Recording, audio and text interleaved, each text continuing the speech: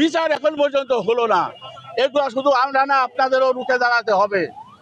রুখে দাঁড়িয়ে কেন এগুলো হচ্ছে, বাংলাদেশে যে আমরা দাঁড়িয়ে আছি এই প্রেক্ষাপটে সমস্ত আমরা কি করেছিলাম, বৈষম্যহীন দুর্নীতিমুক্ত নিরাপদ বাংলার জন্য আমরা জুলাই যুদ্ধ করেছিলাম, কিন্তু তার একটিও এখন পর্যন্ত সফল হয়নি।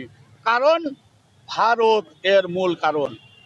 স্বরাষ্ট্র উপদেষ্টা মহোদয়কে প্রশ্ন করা হয়েছিল আইন শৃঙ্খলা বাহিনীর অবনতি নিয়ে, উনি বলছে হল্যান্ড থেকে আলু আসছে বলে চলে গেছে, এটা কিভাবে দেখেন?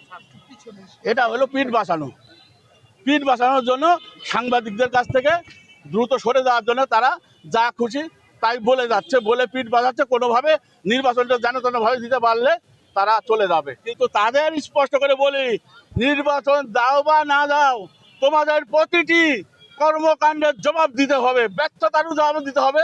সফলতা যদি থেকে থাকে ধন্যবাদ দেব, কিন্তু প্রতিটা ব্যর্থতার হিসাব বুঝিয়ে তারপরে যেতে হবে। তার আগে আমরা কাউরে এয়ারপোর্ট ত্যাগ করতে দেবো না, সীমান্ত ত্যাগ করতে দেবো না, ইনশাল্লাহ।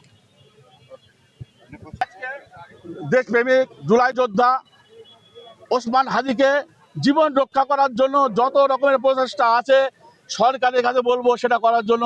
দেশে যদি সর্বোত্তম চিকিৎসা থাকে দ্রুত সে চিকিৎসাটা দেওয়া হোক।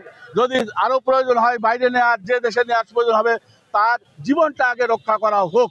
হ্যাঁ, রাষ্ট্রের কাছে আমাদের প্রথমে এই দাবি থাকবে।